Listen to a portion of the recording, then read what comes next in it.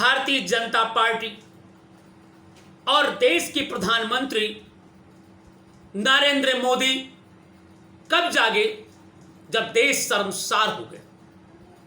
और देश शर्मसार ही नहीं, सुप्रीम कोर्ट तक कड़ी निंदा करने लगा। और जब सुप्रीम कोर्ट ने कड़ी निंदा की, तब जाकर के नरेंद्र मोदी जो देश के प्रधानमंत्री हैं, विदेश में जाकर के झंडा लहराते हैं, अपने आप को महान बेटी बचाओ और बेटी पढ़ाओ के नारा देने वाले, देश की सुरक्षा की बात करते हैं, एकता की बात करते हैं।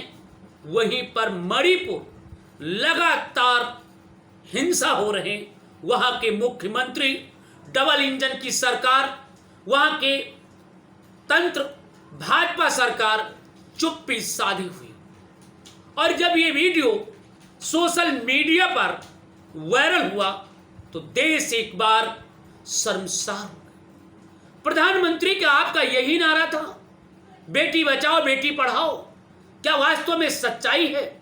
और अगर सच्चाई है तो मणिपुर में इस वीडियो वायरल होने के बाद क्या डबल इंजन की सरकार तत्काल त्यागपत्र दे देगी, या प्रधानमंत्री महोदय जी क्या वहां के मुख्यमंत्री से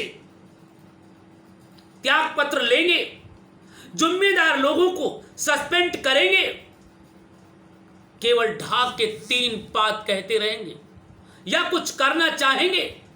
अगर नहीं करना चाहेंगे तो 2024 में मणिपुर की घटना अब देश को शर्मसार कर चुकी है।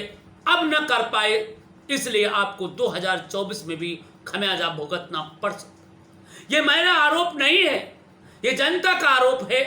और यहां मणिपुर की जनता करह रही। जिस देश में, जिस भारत में नारियों को बेटी नहीं बल्कि देवी कहा जाता है, उनकी पूजा अर्चना किया जाता है, उन्हें यहां तक कि दुर्गा और चंडी के नाम से भी जाना जाता है, परंतु वह देश के चौकीदार अपने आप को देश के चौकीदार कहते हैं। और उसी चौकीदार के सामने हमारे देश की दुर्गा और लक्ष्मी, सरस्वती कहने जाने वाली मातृशक्ति को नंगा किया जा रहा है, दरिंदे उन्हें घुमा रहे हैं। और इसके बाद प्रधानमंत्री को 2 मिनट का समय नहीं मिला, और मिला तो कब, जब हमारा देश पूरा शर्मसार हो गया। मणिपुर हैवनित का वीडियो वायरल हुआ, 2 महिलाओं को निवस्त्र घुमाया गया। अब तक बताया जा रहा है कि 2 लोग गिरफ्तार कर लिए गए। मैं प्रधानमंत्री जी इस पे पूछना चाहता हूं, आज मणिपुर बहुत दिनों से सुलग रहा है, मणिपुर के दंगे फसाद हो रहे हैं, वहां की डबल इंजन सरकार है, आखिर नहीं रोक पा रही हो दंगा, तो क्यों बैठे हो कुर्सी पर? क्यों नहीं दे देते हो त्यागपत्र, और क्यों नहीं छोड़ देते हो? क्या देश को शर्मसार करने वाले जिम्मेदारों पर कार्रवाई क्यों नहीं करते हो? क्या डर रहे हो? आखिर चाहते हो कि देश शर्मसार हो, और आप ये चाहते हो कि देश गुलाम बने? आप क्या चाहते हैं कि इस तरीके की शर्मसार की घटनाएं होती रहें, और भारतीय जनता पार्टी की बेटी बचाओ बेटी पढ़ाओ का जो नारा है वो केवल खोखला साबित होगा? यदि अगर आपकी ऐसी नीयत है तो भारतीय जनता पार्टी की कथनी और करनी में फर्क है, तो मेरा आरोप नहीं है। मेरा आरोप तो यह है कि जो भी हो रहा है वो शर्मसार हो रहा है, देश शर्मसार हो चुका है। प्रधानमंत्री महोदय, डबल इंजन की सरकार महोदय, अब तो आंखें खोलो, धृतराष्ट्र की तरह कुर्सी के लालच में वहां के मुख्यमंत्री को मत बनाए रखो, क्योंकि वो मुख्यमंत्री निकम्मा हो चुका है। अगर निकम्मा नहीं है तो ऐसे दरिंदों को सख्त कार्रवाई किया जाए। क्या इनका बुलडोजर पहुंचेगा?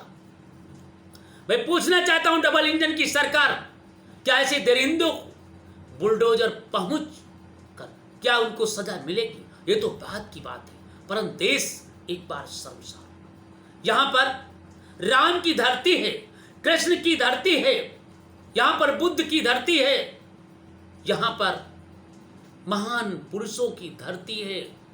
और उस भारत में जहां पर हमारे यहाँ नारियों की बात करते हैं, ये देवियों की तरह पूजी जाती हैं, उनका अपमान हो रहा है। एक बार प्रधानमंत्री जी ध्यान दीजिए और ऐसे दरिंदों पर कार्रवाई कीजिए, ऐसे मुख्यमंत्री को तत्काल बर्खास्त कर दो जिन्होंने नंगा घुमाया है।